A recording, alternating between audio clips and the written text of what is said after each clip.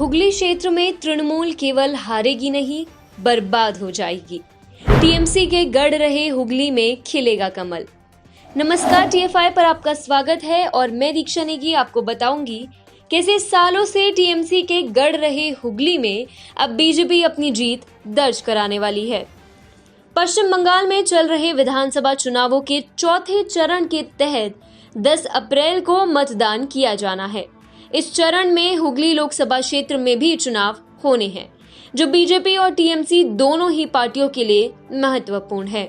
एक समय में टीएमसी का गढ़ रहा हुगली क्षेत्र अब भगवा में हो चुका है और इस क्षेत्र में इस बार तृणमूल कांग्रेस केवल हारेगी नहीं बल्कि बर्बाद हो जाएगी। हुगली नदी के किनारे बसे हुगली जिले के 18 में से 10 विधानसभा सीटों जैसे उत्तरपाड़ा, श्रीरामपुर, चंपादनी, बहुचर्चित सिंगूर, चंदनगर, चुनचुड़ा, बालागढ़, बांडुआ, सप्तग्राम तथा चंडीतल्ला विधानसभा सीटों पर कल वोटिंग होनी है। कुछ सीटों पर 6 अप्रैल को वोटिंग हो चुकी है। ये पश्चिम बंगाल का इंडस्ट्रियल बेल्ट है, जहां सदियों से जूट की मिलें भी स्थापित है। ये क्षेत्र हुगली नदी के चलते तो जाना ही जाता है, साथ ही सिंगूर के कारण भी देश भर में फेमस है।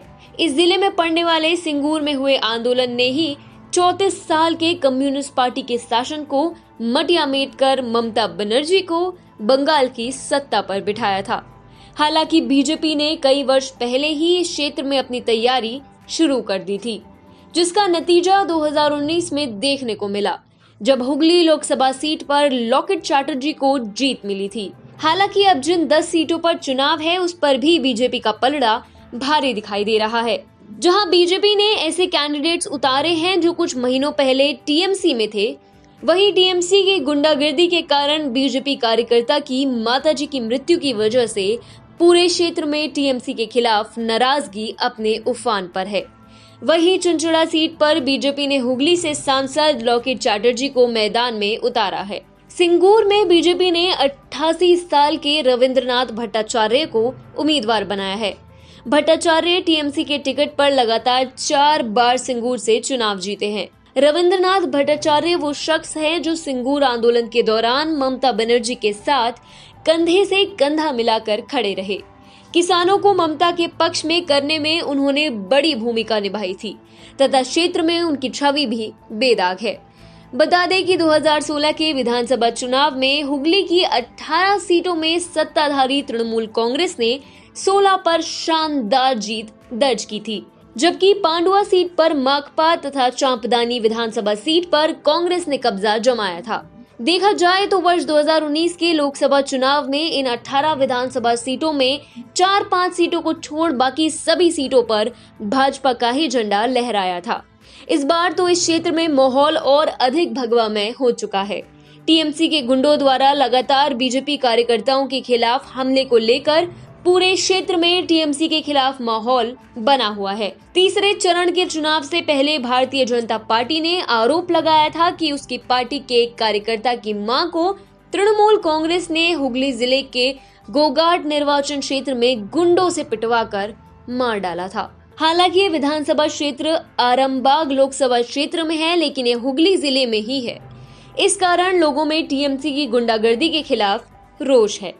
बीजेपी का आरोप है कि गोगाट के बड़हलगंज के खुशीगंज इलाके में तृणमूल कार्यकर्ताओं के एक समूह ने पार्टी कार्यकर्ता पीरू आदक पर हमला किया था। जब आदक की मां माधवी अपने बेटे का बचाव करने के लिए दौड़ी तो टीएमसी कार्यकर्ताओं ने उन्हें भी पीट पीट कर मार डाला। अब आदक की मां माधवी की मृत्यु के बाद इस अभियान को और जोरदार बल मिल रहा है।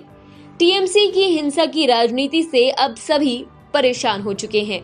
आए दिन किसी न किसी बीजेपी समर्थक या फिर नेता पर हमले होते ही रहते हैं। पिछले महीने बदमाशों ने एक बीजेपी समर्थक गोपाल मजूमदार और उनकी 88 वर्षीय माताजी शोभा मजूमदार पर हमला किया था, जिसके बाद शोभा ने बताया था कि मुझे और मेरे बेटे को इसलिए पीटा गया क्योंकि वह बीजेपी के लिए काम करता है।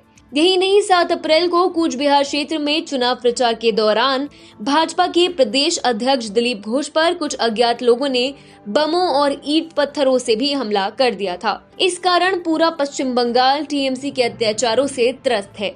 अब हुगली क्षेत्र के चुनावों से पहले बीजेपी नेता पीरू यादव और उनकी मां पर हमला तथा उनकी मां की मृत्यु बंगाल के हुगली में टीएमसी के ताबूत में आखिरी कील साबित हो सकती है।